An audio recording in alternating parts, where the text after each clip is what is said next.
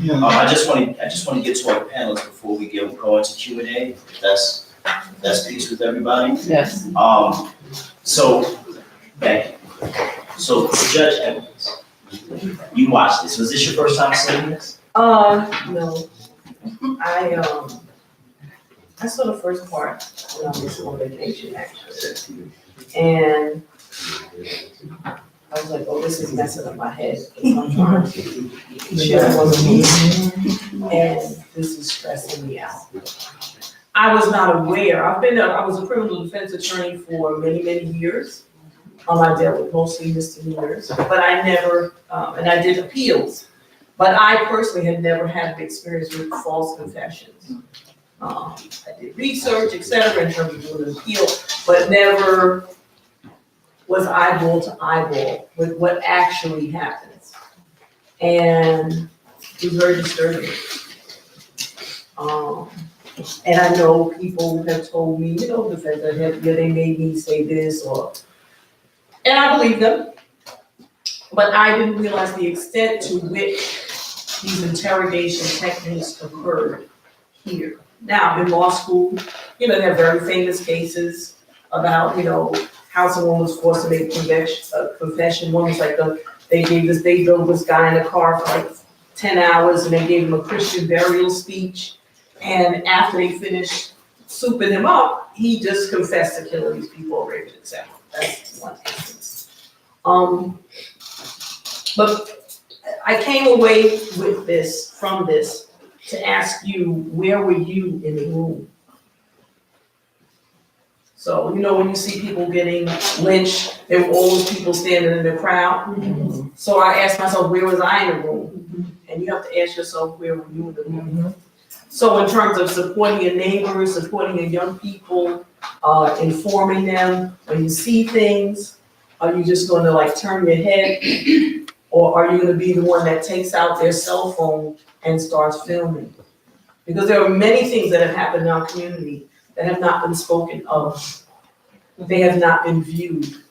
They have been seen. And so that's where I want to, deputize all of you, that you must use your cell phones. You must use your voices, especially the senior women. They don't want no senior woman on TV talking about how you knocked them down when they were trying to ask a question. It's true. Yeah. Simple fact. And so we have to be custodians for our children. We can't be afraid of them. We have to say that when we pass a young man, how you doing today? Yes. And so this breaks down the wall between them and between us. Let me ask you this. In terms of being on the bench and having to translate certain cultural idioms, I'll give you an example. So Marsha and I, we attended tech together. We were freshmen when this actually happened. One thing that we spoke about, I didn't see it. We were freshmen, and one of the things we were discussing downstairs was, one of the things we were discussing was this idea when we were younger, we would do things like we would travel the streets in groups, like in groups of 15 or 20. Part of it was a protective thing because of the environment in New York City in 1989, but part of it was also this fellowship. Like this was our opportunity to explore the world together, to explore our borough or the city of New York. And so quite often we would travel in what they referred to them as wolf packs, but because of our cultural normalcy with it, we know that they weren't wolf packs. They were just a bunch of boys that were hanging out together, right? So my question is, on the bench, have you ever found that there were cultural idioms that you weren't familiar with, that you had to kind of make decisions on based on how it was presented? Because these boys were presented as a wolf pack, and if you tell somebody who doesn't understand what I just said, oh, it was 30 black boys walking together, that sounds very aggressive, right? Well, in a cultural context, other cultures walk around together also. Mm-hmm. And so this is just what I'm saying, it's not black, just because we're black people and we see black people, it doesn't mean that this is just, we are humans. Right. And that is a human experience. And it's not just black boys that walk around together. There's white boys that walk around together.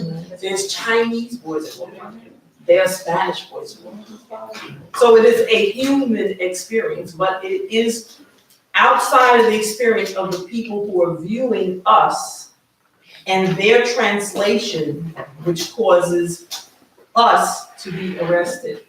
I've been sitting in that criminal court. I've been to criminal court many years. Now I'm sitting on the bench. I was like, where's the black people? Where's the other people coming through? Where are the other people coming through? I only see us. Wow. That has nothing to do with the district attorney's office, because they're sitting in the office. That has to do with who are the troops on the ground and what are they doing to us, for us, and by us. And so it's important for us to, hey, we need more African Americans to become police officers. And whether we have to sue the police department to do that, or protest to do that, we need that. We need more African Americans to be district attorneys. We need more Black Americans to be probation officers. We need more African Americans to be court officers. We need more Black Americans to be court stenographers. We need to be every place. We need to be woke and have cohesiveness in terms of our understanding that it's really us against them. Okay, and so how we respond to it as a community, how we view it, how we help one another, how we translate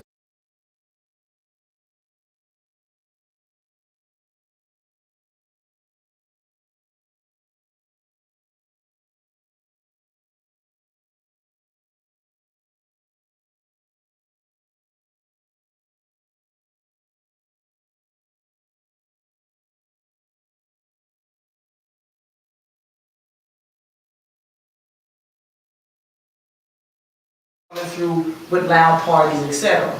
District Attorney Office interpreted that in a different way. They said you don't have a cultural context for understanding what this holiday means to people from the Caribbean. Loud is a part of it. If the music doesn't make your heart jump, then that's how it is. I'm trying to tell you. Okay, I have West Indians living next to me in my house, etc. Boy, could you turn the music down? No, you're supposed to feel the music. Okay, that's what they said. You know, my neighbors, I mean, people from my house were playing the music. I said, hey, you gotta turn it. And then they were like, no. Ellen, why you turning the music down?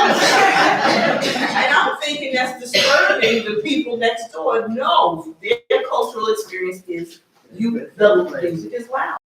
And so what we need is to make sure that we participate in the process. How many people go to jury duty and say, oh, well, I'm trying to get out of jury duty? No, I don't do that. The reason that we need you on the jury is we need your voice, we need your view, we need you to stand up for what is our cultural translation. Okay, so when you opt out of jury duty, you're opting out, and someone else is opting in. Absolutely. Okay, so that's why I said, where are you in the room? We have to be in the room, and then once we get in the room, we cannot be afraid to use our voices.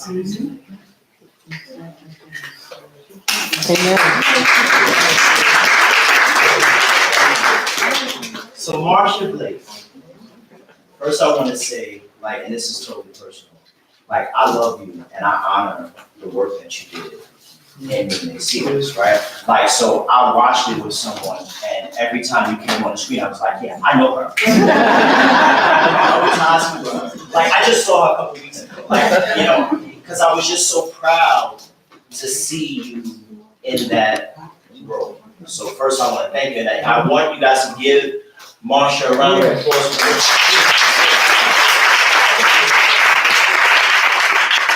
So now, what I want to talk to you about is, because you play a very pivotal role, you play Linda McCrae, but from an even more specific standpoint, you play a mother, a Black mother of a son that had to go through an ordeal that one should never want their son to go through, right?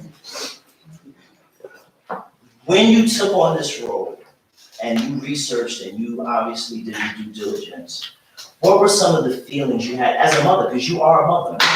What were some of the feelings as a mother taking on this role that kind of enveloped you as you prepared for this?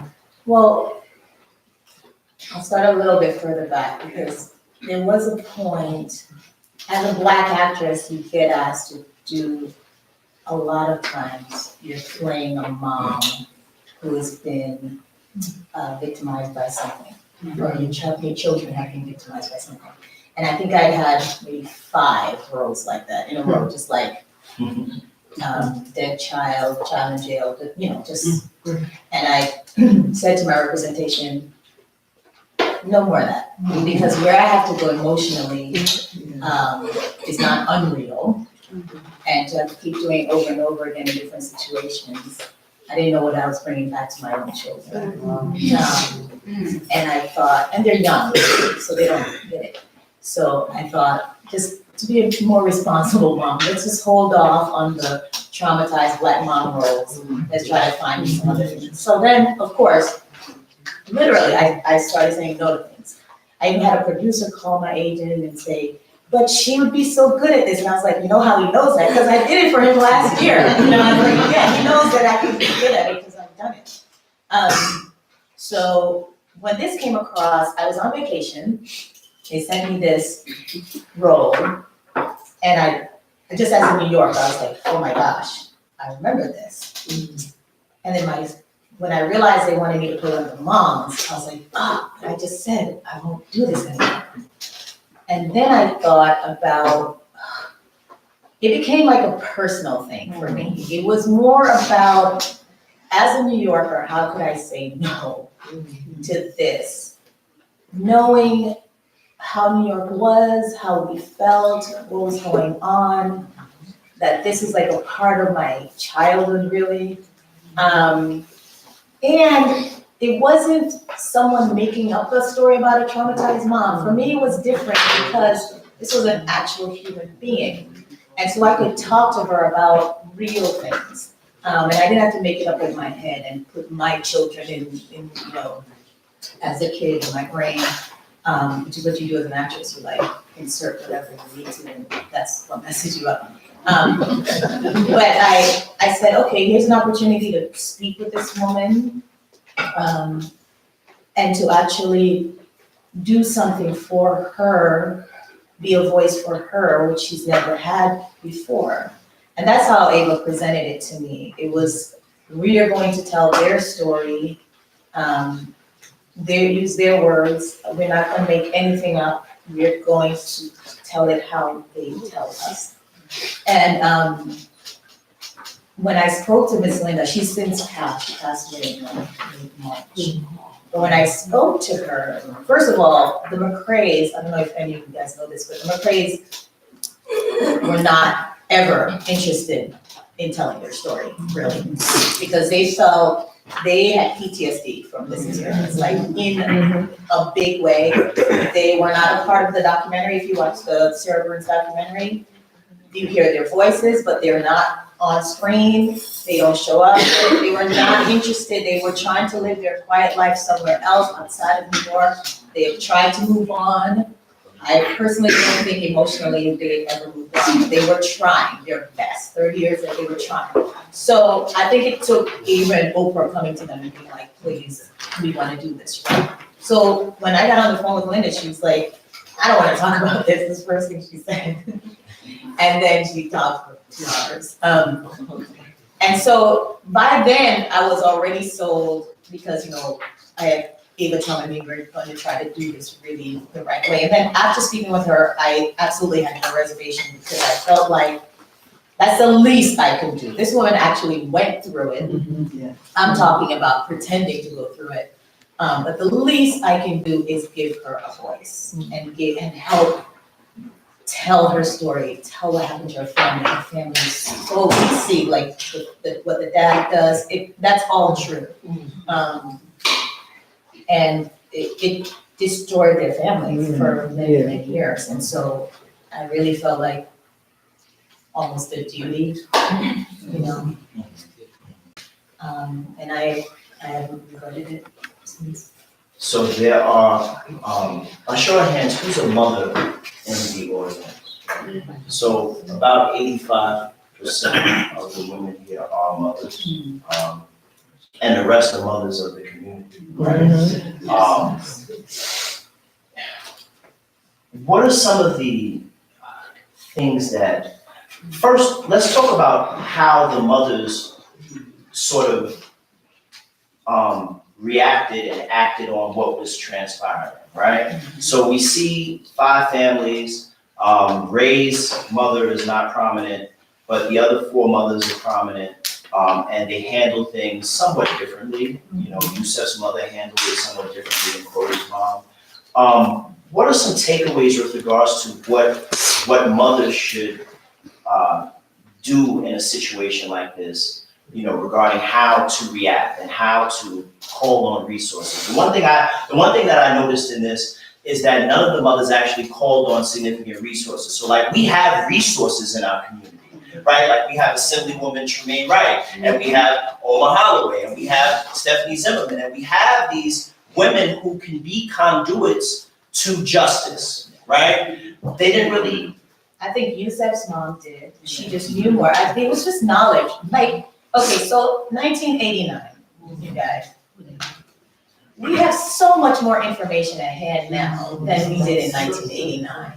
We have, if you only just watch TV, you know more about the law than anybody in 1989. There's so many shows that are teaching you how to react, how to, what to do when you have an encounter, what have you. There's so many, just the idea of DNA evidence. I mean, we've come so far that it's very difficult for us now to think these people just didn't know. I'm not a lawyer, I don't work in law enforcement, but the first thing I would say to anyone is call somebody who does know. I don't think, a lot of people ask why Antron's dad did what he did, or his parents, they were actually present and they still allowed him to do this thing. And the truth is, I have immigrant parents who had just come to the United States in 1985. I don't know that they wouldn't have done the same thing, you know? And they're both, my dad is very well educated, but he'd never dealt with law enforcement in that way. None of my brothers had ever been arrested, none of us, I can't think of any family member in Jamaica who had ever was in jail. So it's not, if you just aren't used to it, you can be manipulated into anything. And of course, I do think, thank God now it's harder to manipulate people because we just know more, and we could get on the internet and we could get on Twitter and we could post the videos, and thank heavens. But I mean, it's 1989, we didn't have those resources, you know? So I would say, if anything, if you don't know, or you think you don't know, Google it. Go down there, Google it, and then call your neighbor. Your neighbor will have a friend or a lawyer or know somebody who knows somebody. Like, definitely don't go anywhere. Don't go down to the precinct without some kind of person who knows what you're doing. I think a lot of it is shame. A lot of it is shame. And there's so many things that happen in our community because we don't talk to one another. People get their deeds stolen. Senior citizens being taken advantage of. So we don't talk. We don't talk to each other. And you know, even in my family, my aunts and stuff, they're like segments of their life that they don't even talk about. So there's no way for me to have that bridge between what happened then and what's happening now, because they just don't, they don't talk about things. Y'all didn't talk to the next generation, say, this is what happened, and this is how we handled it, and this is how maybe you can handle it. We just don't have that kind of, this generation. We didn't need to sit with my mother and her sisters when they were having their meals. We had our own separate table, and no one talked about, even though we have police in our family, what should you do if a policeman comes up to you and says blah, blah, blah, blah? Nobody ever said that to me. And so these are the things now, we have, I think we're coming into a greater awareness that we who know, or don't even think we have to make sessions like this. We're gonna have a training on what to do when you're approached by the police, okay? What to do when you're in that small room. These two young people here, they are my interns for the summer. I have them they're researching on interrogation techniques. Okay, they get you in a room and they could make me admit that I don't like Kentucky Fried Chicken.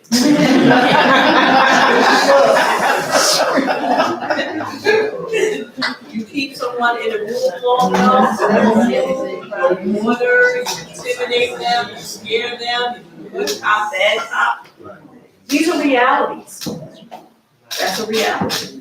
Anybody in this room, given enough pressure, will admit to anything. And the young person's desire to go home, because they know once they get you in the room, that's all you really can, that's all you can really focus on.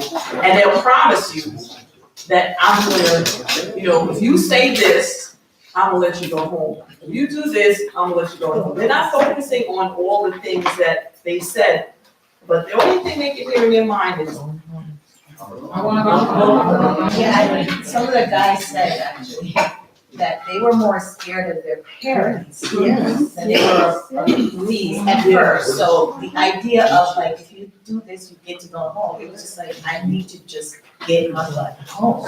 And so the fear was more, when my mom or my dad finds out about what I did. Like most children. Yeah, or even that I'm at the police station, like they were more afraid of that. and because they were children. Yes. These were little kids. 14 minutes. Never even smelled, they never even smelled one, never listened. Right. Know what raping somebody is. Cody, you wanted to say something? Yeah, one thing that's really important that you should know as a community in terms of what the Brooklyn DA's office is doing, because you're 100% right. You can have anyone hit anyone, I should say, to say something if you keep them in a situation long enough. But one important thing that DA Gonzalez is conveying to all the ADAs is that you can't just look at a statement, especially one from a 14, a 15-year-old, and just go, forward just on that statement alone. There's other things that you have to look at in order to corroborate what the statement, what the person has actually said. Thankfully, as you said, the DNA evidence has moved us a long way. There's video surveillance everywhere these days. Cameras. So there are other things that you will look at as a prosecutor and compare to the statement. And if it does not match, it is easier to be clued in 2019 than it was back in 1989. So that is one thing that I did want to convey, just so that you're not left here thinking that in today's day and age, someone would just take a statement from a person and just go, forward on just that statement alone. That would not happen. I mean, we do have having a different DA is maybe a different. Yes. I'll say that. I'll say that as a former defense attorney who worked with the 2 different district attorney administrations, or 3, and this one. There's a difference. And so it's important that the voting is very important. And who we put in these judicial seats is important. This last election, I can't talk about it, but it is so important. Because the person that you vote for is the person that's gonna be sitting in that seat. And the results that you would get are reflective of who that person was before they got on the bench. That's right. When they sit there, they're gonna be the same person they were before. So we have to do our due diligence and find out who exactly are you and what exactly you stand for. I'm telling you, it makes a difference. Okay, so you're gonna go to questions right now, but I'm gonna lay down some ground rules. First is 7:25, I want us to go for 20 minutes because we do have refreshments downstairs and I do want you guys to get an opportunity to grab something before you leave, okay? So we're gonna do 20 minutes of questions, right? The second rule is that we're gonna alternate between adults and children. Yes. We do have Yes. young adults and Yes. children in the room, and I want to give them the opportunity to express themselves in this forum. what Judge Edwards said about this intergenerational communication and the lack thereof. We're not going to perpetuate that. We're gonna allow these kids to speak their minds, okay? So I'm gonna call on an adult, I'm gonna call on a child, I'm gonna call on an adult, child, like that. Last thing, please truncate your question to 30 seconds to a minute, maybe. Because we wanna give, because we're only gonna do 20 minutes, we wanna give everybody an opportunity to express themselves. Everybody agreed? We're good? Yes. Okay, so I wanna start with this sister right here, because she had her hand raised for like 2 minutes. Now, I'm just glad that we have this documentary that shows that there's an example on the camera that really shows what has happened and historically as well as recently. But it's really disturbing to hear that we still see things that happen just like what happened in 1989. And it's a systemic problem. And that's the issue that I'm having here, is that as a mother and as an educator, why is it that it's, between 1989 and 2019, we are still seeing the same things and hearing the same things? I had a group of students who came to me with DOE and talked about how they've been coerced and by cops when they go under the turnstile or they're near the turnstile and being told, well, if you say that you did certain other things, we'll give you $5. And this is like recent.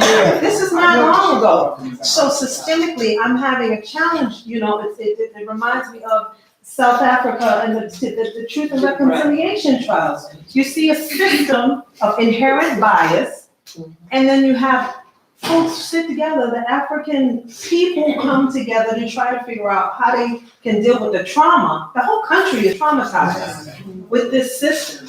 And so I'm just trying to understand how, as lawmakers, whether it's politicians and whether it's people in the community, how can we really push? And like you said, the vote matters, certain things that happen on the local community basis, but I'm trying to figure out how we can, when people are going into office who are still doing things that reflect 30 years ago, 40 years ago, how systemically can we really fight nationally? Because that's really, it just doesn't seem like there's a change.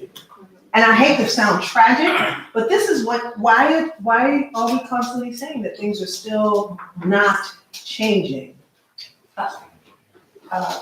Two things, and Judge Edwards already said it, right? In this country, I believe there's approximately like 2,600 DA's offices. Only less than 100 have conviction review units to review wrongful convictions, right? That's one. So that deals with who you elect, right? So those are questions you have to ask. You have to ask about what people who are running for office, what their views are, just like Judge Edwards says, so that you know what you're gonna get when they're in office. But I think another huge thing is representation, right? Representation on all sides of the courtroom. I think we as Black people think if you go to law school, you have to be a defense attorney in order to make a difference.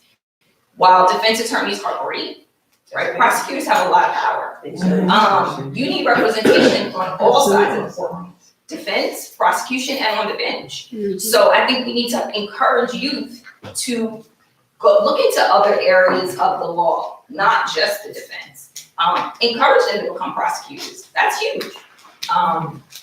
They are the ones that are going to be looking at cases. So yes, while some police officers may use those tactics, when something comes across your desk, if you are from the community that the person you're prosecuting is from, if you know the area, if you look like them, your experience are going to determine how you view cases. So you stand a much better chance with someone who looks like you than you would with someone who doesn't, in some instances. Or someone who understands your experience. I mean, your skin folk is necessarily your folk, I could just say that. But just like we have in this meeting, other people are having meetings all the time. They have meetings. And we ain't in there. We're not in the meeting. And we ain't meeting. We gotta meet. We have to strategize. We have to collaborate. We have to have the DA's office. We have to have defense attorneys. We need to be working on ours. They work on theirs. They working on it. I ain't hate them, just saying. That's right, that's right. They working on theirs, we need to work on ours. That's Oh, right. why is it? You asked a big question. And so there's a book by Ibram Kendi, and it's called Stamps from the Beginning. Yes.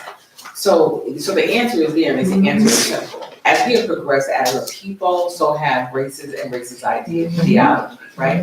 And so people say to you, well, we had a black president, racism is over. No. Folks are collectively working at trying to keep folks in a certain place. And some people, it's by rote, they don't even understand what they're doing. So I know it sounds very simple, but it is about our own practice, right? And what we hold dear, and what are our values, right? And so if we understand and believe that races are alive and well and trying to disrupt our lives and our livelihood, that means that we have to be ever vigilant, right? We can't sleep, so you can't miss an election, right? And especially when you're talking about judges, because you're talking about a local level, that's 10 years. You can't touch that person for 10 years unless you can find, have we ever, in recent years, Jermaine, anybody, have we unseated a judge for bad behavior? So we have, and I just want to, just a little test, because then we're gonna go to you. How many people voted on Tuesday? Show of hands. Okay.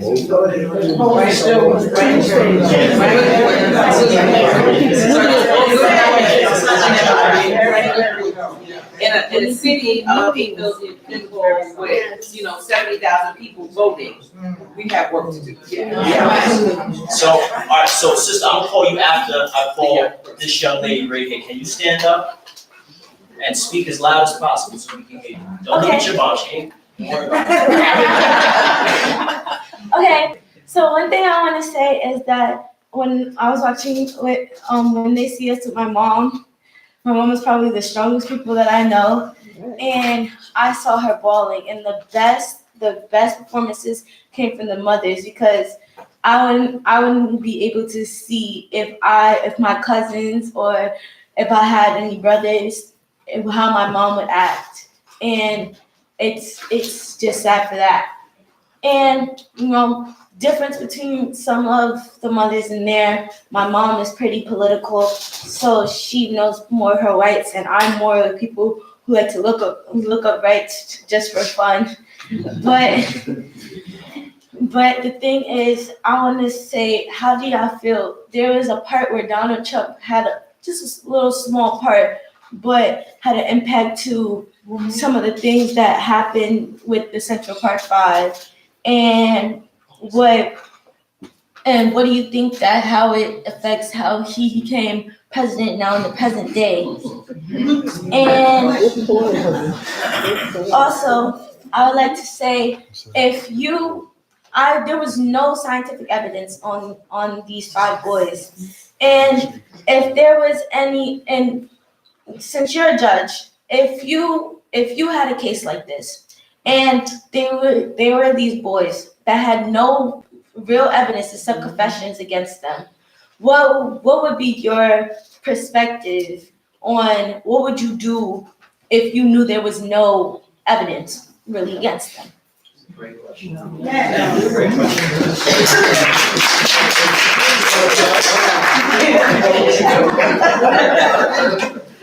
Well, the thing is, there are 2 different types of trials. There's a bench trial, where the judge makes a determination as to the guilt or innocence of the person, and then there's a jury trial.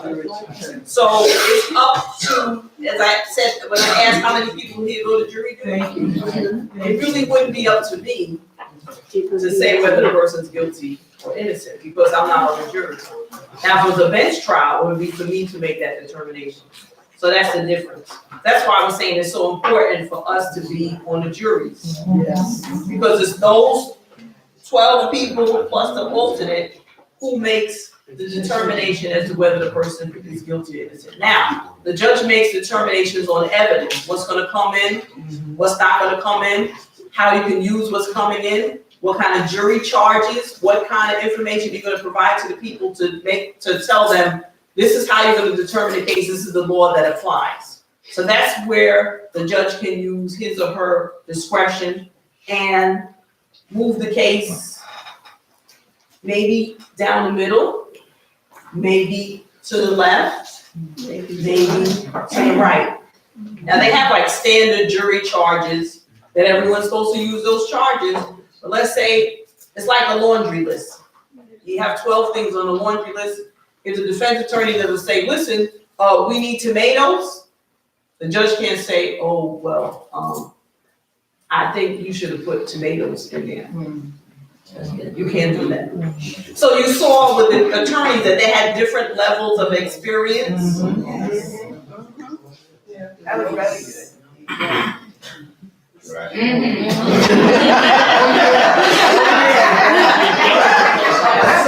So my point being is, you know, you may know an attorney, they may be your friend, they may have done your divorce. They can't handle it. That has nothing to do with going in front of that particular judge. Thank you. It's nothing to do, it's like you telling the plumber to put aluminum siding on your house. Right. No. So, but the judge is not a controller either. You know, I can't say, I wish you were a little bit brighter. Because then you would see this light that just came on and you're not saying it. You can't, you know, you can't do that. Now, let's say you're not supposed to. I'm not saying I haven't seen it done as a defense attorney. I did see some hand holding. And I said, are we hand holding or are we judging based on the merits? So that's what my answer is. You can't. As a bench trial, you can do certain things. As a jury trial, you're not the one making the determination of innocence. It's the people who sit on the jury, and then also the way in which they're selected. I have to go down Trump. Yes. Now, Donald Trump.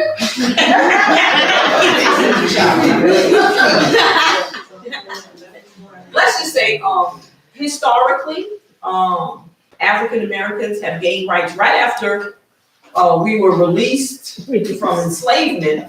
African Americans were in Congress. Yes.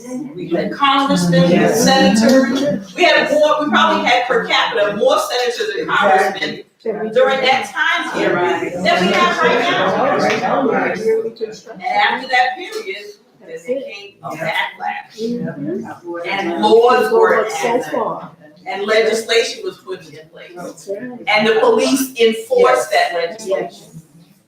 So it's very important. I said we have to have an interim thing. We need legislators. Yes. Now, when I ran for election, I was like, listen, I'm not doing no political thing. This is a community thing. But the reality is I need the legislature to pass laws so that when you come to court, I can say, oh, this is what the law is. And this is what we're gonna follow. We're gonna follow one law. Now, what if the law is all the way to the left? And you'll see now the Supreme Court is swinging right speed ahead. Things you took for granted. They go all the way over here. So what does that have to do with Donald Trump? That has to do with who the attorney generals are, how the election laws are being manipulated, and how, are we fighting against those kind of things? Are we raising our voices? Are we organizing? As I said, they have the meetings. Are we having a meeting? And are we working together? So Donald Trump he's not a new thing. Donald Trump is not new. Donald Trump is a remake of something that happened a long time ago.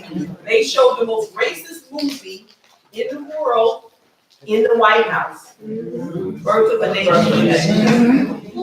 The President of the United States was watching Birth of a Nation that applauded the Ku Klux Klan.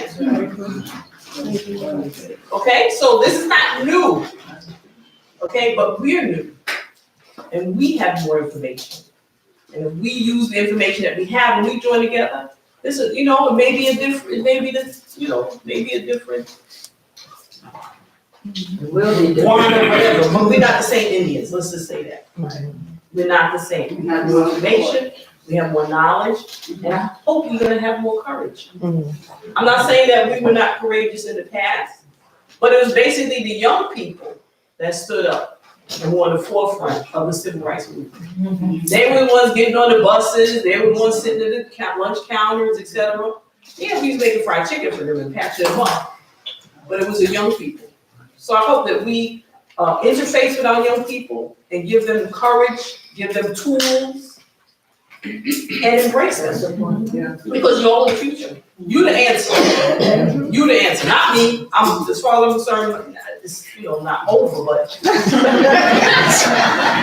the answer. You're voting at 18 years old. There's the 26th Amendment to the Constitution for 18-year-olds to vote. With the beautiful glasses, I'll look at these Good glasses. evening, everyone, and thank you for this time. My name is Amber McDougall, and you just segued me into this thing. I'm an independent consultant with Legal Shield, and this movie depicted my very passion about really what peeves me about our people when I come to them and tell them, get a lawyer in the palm of your hand, so that when someone comes and stops you from being in the park, in a group or anything, you press a button and have your lawyer on the phone. It starts at home, everybody. Then we can go to our legal representation, because they know the law, they know what's not being presented to you, they know what's the loopholes, and then it goes to who we vote. But it starts at home, just like education starts with us talking about what we used to do back in the day, educating our people from home, and finances, how money works. That's another aspect that's a passion of mine. We need to be more proactive as families and getting the right information. Someone asks, how do we know what our rights are? If you don't know what your rights are, you don't have any. And that's the bottom line. So get attached to an attorney. I don't care, it don't have to be me, but get somebody who knows the aspect of the law that you need help with, because just like surgeons do certain things with cardiac and podiatrists, they don't all form the same. And that was very evident in this movie. Thank you. How, as fine as he is, he wasn't able to help us. Okay, but I just want to say one more thing. That was the main thing, two things that was depicted in this film, is that those kids did not have, they did not know what their Miranda rights, to remain silent and to have an attorney. Those were the two things that really stood out for me in this movie. And because that did not exist, that's why they landed up in this situation. And those other families know exactly who to call when they meet that type of problem. Thank you. You can see me after this. Stand up so they can see. Can I just say about- Yeah, you can say it loud. You can say it. As far as like the movie and with the attorneys that everybody keeps talking about, I feel like, yes, you need an attorney, but it's not easy getting attorneys, especially being from New York, and most of those families are in financial need, as Kevin's mom was. And, when you usually go into a court system, they give you, the attorney that's there already, but that's just the one that's gonna tell you, oh, just say yes, and you get all everything. I think so. That's not true. Well, I've been in a situation before, and that happened to me, and it was minor. So I feel like sometimes yes, you're an attorney, but it's also a financial thing too. So my question would be, how can you find an attorney that's not so expensive, but can also advocate for you when you need? There is legal aid and there's Brooklyn Defender Services. But there's also 18B, which are private attorneys, but they're court appointed. So if there is a conflict and legal aid can't handle your case, or Brooklyn Defender Services can't handle your case, there's a private attorney that is paid for, basically, for you. That's an 18B attorney. But I would say, I do understand what you're saying that happens to you, and I'm not saying that is untrue. There are good and bad attorneys everywhere, right? So you can pay $100,000 for someone who will not help you. I think that there is this idea out there that any legal aid or public defender is just completely incompetent, and that's not the case. I've gone up against several public defenders who are great, and I've gone up against some private attorneys who are horrible. I've heard a juror say they wouldn't go to the person and ask them for directions. If they was a private attorney. So, I think you have to judge a person. Meet them, talk to them. If they sound like they know what they're doing, then you can give them your confidence. If they don't, then move on. But there are other options other than just legal aid. You said 18? 18B. So for instance, if she had an attorney and she had a conversation with the attorney and she was like, this guy's trash, what's the process that you could then request another one? When she goes to, when she goes to the judge, said, I don't like this attorney, you're not communicating well, I can't, whatever, I just know, I need another lawyer. And the judge will say, okay, break down the communication, that's number one, reason to switch you from someone else, and that'll be somebody else. So I want to give one more question. Hold on, no, you can make a statement after. All right, so yeah, so. I have a question about the Howard Beach case. It makes me think of this case in Central Park, the one where the lady was jogging and recently someone convicted. And clearly he doesn't look like mentally capable. And this is, it's not covering me as much as like the Central Park case was, I think that's a good case. Speak on that case at all, or is it still in process? Like, I don't know, my question is like, what do you think are the parallels with Central Park, and also what can we do? Like, there, to me, there's like no organization that we do, but I'm just curious about your thoughts about that, how it be. I can't really discuss the cases that are pending, but I'll say one thing about our community, in that when we have people in our families that have mental illness, a lot of us do not deal with that. Thank you.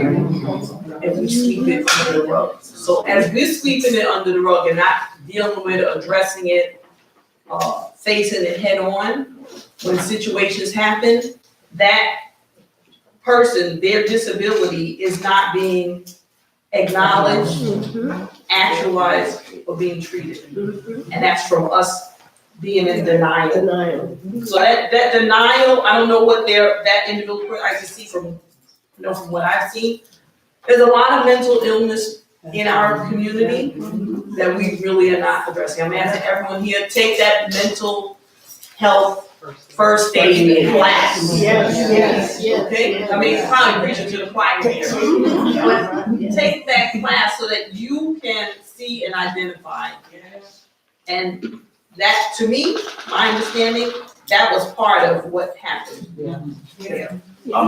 I just wanted to, I know you were your question was about drawing parallels. And one of the things that we saw in this movie, in this depiction, was they corralled all the young men and just brought them down for questioning. What happened in Howard Beach recently is that all of the black men were just sort of corralled, and we were taking DNA samples out of Howard Beach recently. So I just wanted to share with you that I am carrying a bill that would stop the New York City Police Department from being able to keep DNA evidence for people who are not convicted. So at the state level, that's the only way we can maintain your DNA evidence is if you are actually convicted. And what we're trying to push through with this legislation is to force the municipalities to get rid of their DNA bank, because what has happened is that they go and corral people, collect DNA, and then your DNA is constantly cycled through. So that is one of the things, it was one of the parallels, it's something that we see, and there is legislation to try to stop it. I want one of the kids in the back to ask a question. You guys in the back, you guys have any questions? So maybe I can call on one. Question or comment? Question or comment in the back. Brother with the glasses on, looking at his friends. Turn around.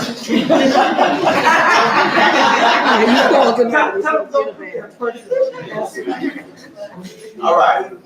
Anybody else have a question before we break? I just have a comment. I just wanted to piggyback on what Judge Evans said about jury, because I know, because I was on the jury, that a young man got off from the prosecutor because I wasn't playing with them. And that's something that is very serious, because the jurors that was in the room with me, they just looked at this young man, and because he had his pants hanging down, they automatically said he's guilty. And this was something that was guilt by association, because he just happened to jump in the car with his friend, and his friend went to go kill his ex-girlfriend's boyfriend. And when he jumped back in the car, he was like, man, what's going on, this, and that. And they never got the guy, but he was getting ready to do all the time. And I said, absolutely not. And so I talked to those jurors until they pushed the prosecutor stuff out because they did not have enough evidence. And had I not been on that jury, that boy would have been going away for life. So it is very important that we be a village for our community. Very important. Yes. The woman that just spoke, what was the racial makeup on that jury? Where? There was some that were white, but there was some of us too that had the same opinion. So yeah, so I had to talk. I was the no in the room, and I stayed no until everybody else became no. I wanted one of the kids in the back raised his hand. Brother, you got a question? Stand up for me. Talk loud. Speak. I was gonna ask, if Corey Wise wasn't on the list, why did they still why did they still, what's the word? Yeah, interrogate him. That's a good question. I don't know. I think he was just there. There was a lot of pressure coming from all over to like, expedite this, find them. A lot of screaming voices that were louder than ours. And Corey, unfortunately, he didn't have a strong family, you know, what Yusef had, I mean, in spite of everything Yusef's mom did right, her son still ended up in jail. So, I mean, sometimes even that doesn't work, but Corey he didn't have any of that. And also Corey was, borderline illiterate. He, to this day, I feel like when I met him, I met someone who could barely lift his head up to speak. He was very damaged, very, very damaged. He is a different personality than all the guys are, but Corey in particular is like, when I see these photos of him, him on the stage of BET, his head is up and he's smiling. That's not the person I met. I met someone who could barely make eye contact with people. And I think even though he was the oldest, I think mentally he probably was the youngest. And so I think that's how he got sort of roped in and convinced and manipulated.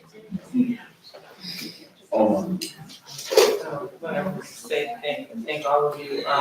It was interesting to say that. It's my hardest part of watching as a parent and working with young people was how to feel you're doing the best that you could and the outcome could be what the outcome is. And I think those are some harsh realities. And I'm glad that you put the perspective of the time, because I think people are watching it now in the present time, and the anger and the frustration and this blowing up is that yes, this is happening, but not remembering what it was like back then. Yes. And so my young people, this is my real young person. But one young man that was part of my program who was here, he had a difficult time. Like she's trying to process. He's trying to process this for himself. And I know there's a lot of young people who we can show it to. I think what we keep forgetting is that this isn't a daily conversation for them. Like those who may come from families and may have been involved in the system probably have more education than those who feel if you go to school, if you try to do the right thing, this isn't gonna happen to you. And the reality is, and we know this just from what's been happening across the country, anything can happen to you. I'm sure Trayvon Martin's family thought they had a safe neighborhood, and he didn't matter. He was a good guy, and things can happen. And so how do we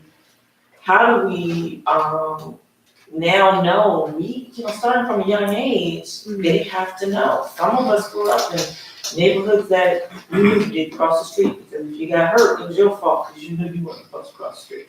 You know that we think that people know Miranda rights because they watch TV and they work. I worked in the public defender's office, got arrested for something, and they started talking. How do you not know?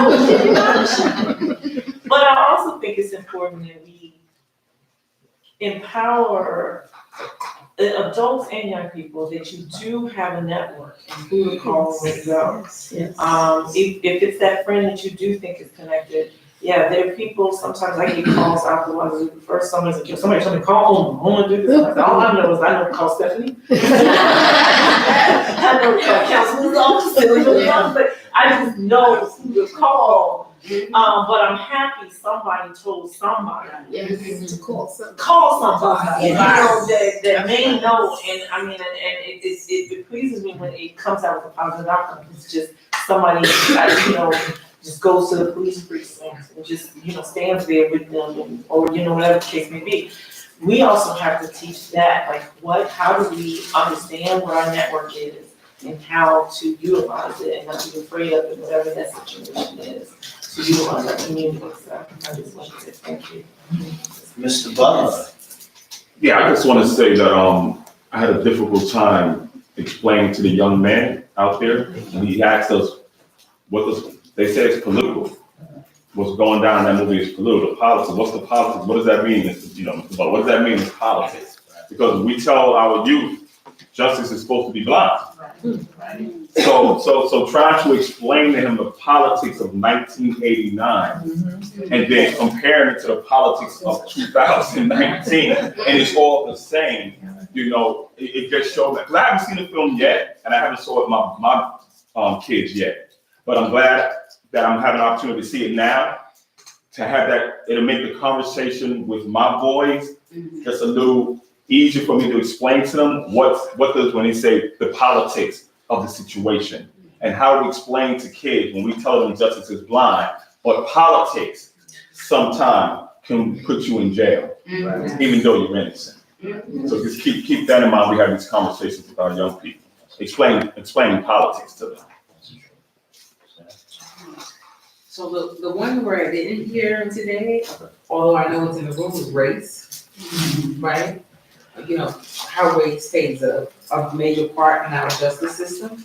And I know tomorrow we're gonna talk more about resources, so I really hope that everybody that's here has the opportunity to come back and join us for part 3 and 4, where we can actually talk about some of the things that we could do.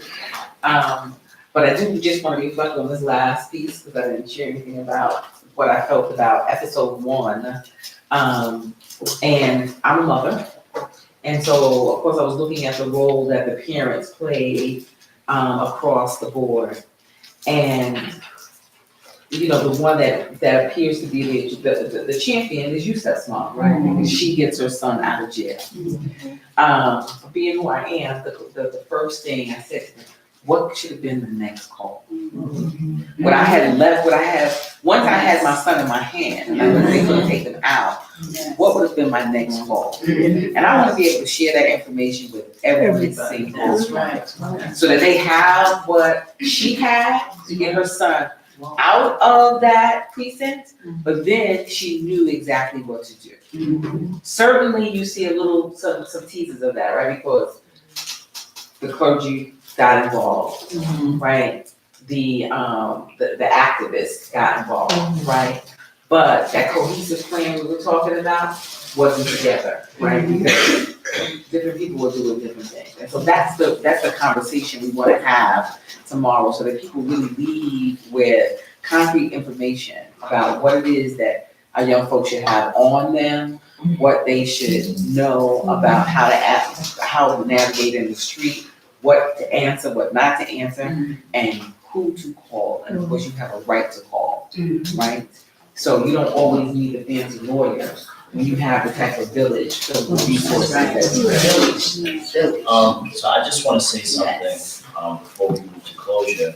I want you all to understand that there's victory in the process of communication, right? So we have moved our community at least a couple of steps further by just engaging in this conversation, right? I look at everybody's face now, right, at 7:58, and you guys look empowered, right? So let me tell you what I saw. First off, when I saw part 1, I didn't watch part 2 for a week, right? That's how mad it made me, right? But I was in a silo. It was me and my girlfriend watching together. I wasn't with a group of people. When you watch part 1 and 2, when Stephanie turned that light on, what I saw really saddened me. I saw visceral emotion in you guys, and I know some of you guys. Ramona is a family friend. I've known Ramona for years. She was crying when she turned the light on.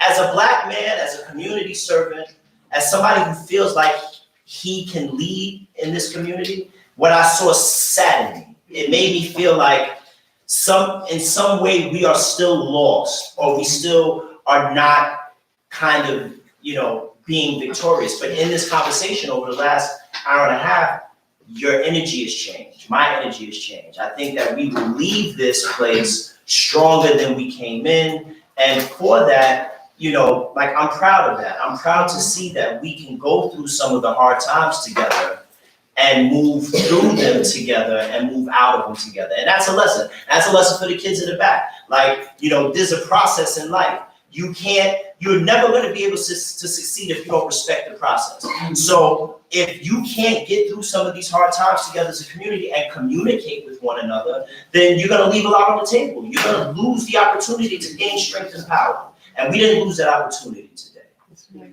I thank you guys. I really, you have no idea how proud I am of this room for staying and sticking with us and actually being able to ask questions and have some sort of closure and reconciliation about what was seen today. Like Stephanie said, part 3 and 4 is tomorrow at Restoration. We start at 1 p.m. We're gonna start at 1 p.m. sharp. And then we're gonna have a conversation after parts 3 and 4. Again, just as parts 1 and 2 were visceral, parts 3 and 4 are just as, it doesn't get any easier. But we're gonna work through it together, right? So, Steph, you have anything more you gotta say? Thank you all for doing this. Thank you all for doing this.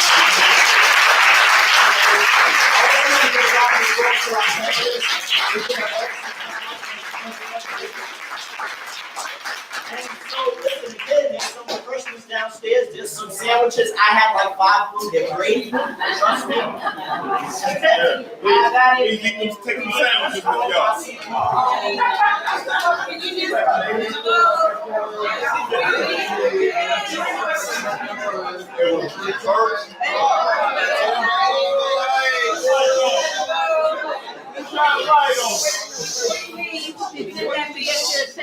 The school is actually having an event in this room tomorrow. So if we can just put everything back the way we found it, so that they can come and put their,